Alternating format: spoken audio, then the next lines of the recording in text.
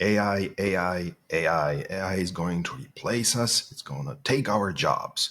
This is not a video about that.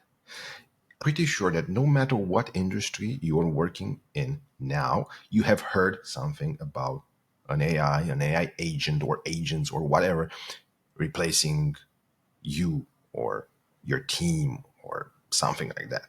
And it's crazy, but we should not ignore it completely, and we should not let fear conquer us as well.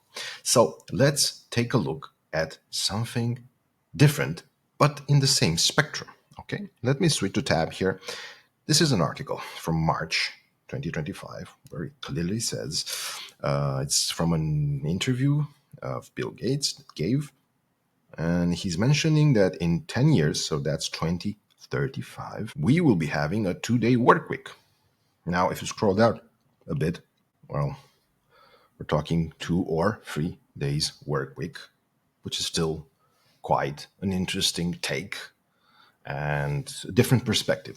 I mean, it sounds very different, actually having more free time, right? This is Bill Gates. He might have, let's say, a stake to promote this AI stuff, you might say, right? Which makes sense. Now, I found something even more interesting than this. This is a paper from John Maynard Keynes, The Economic Possibilities for Our Grandchildren. It was written in 1930, so a long time ago. And if you read it, it's not very long, but we will skip till page number 5. Find something very nice. 3-hour shifts or 15-hour week. In what timeline? In about 100 years. So 1930 plus 100 years, 2030. So that's 5 years from now. I encourage you to read this article. I can post the link to this paper. I can post a link to the paper in the description. So make sure to check that out. But now let's look at the data. Okay, let's look a bit at the data. Now, here's what I found. I went to this pretty website, Our World in Data, and I found this, Are We Working More Than Ever? And I have found here a very nice, beautiful little chart, the annual working hours per worker, which kind of goes with our topic. Now, this graphic is from 1950, so a bit later than 1930, but still we can use it very, very nicely. And we can spot some things if we look at this chart, but we won't go into details. Instead, we're going to focus on Germany. Why Germany? Because it's on the lowest end here. And I think you can already see the interesting part and the difficult part, let's say. So if we were to take into account that reminder here, Germany looks like a best case scenario. In other places you can see a small upgrade. But let's say that what happened in Germany can happen across any other country.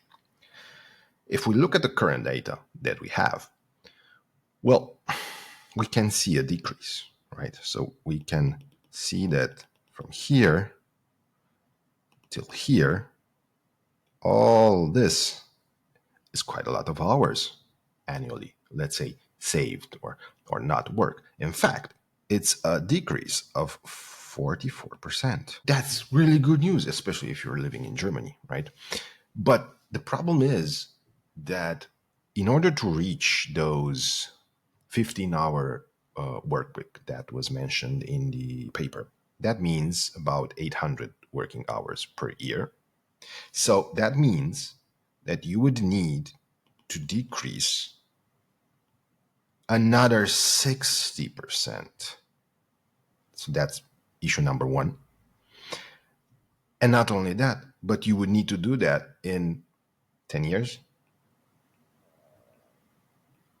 which is not a lot in this chart, right?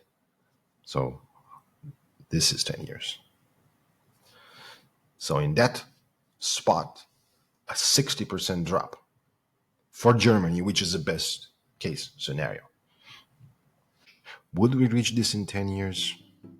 I don't think so. Will we reach it in our timeline? Maybe. I think that's besides the point. I think that what we should be doing is to continue doing the best work that we can make alongside the best people that we can find. That's it. We don't need to complicate things anymore. And stop overselling things. That would be ideal. Anyway, if you like this kind of topics and if you like this kind of approach, let me know in the comments and maybe I'll make more of them.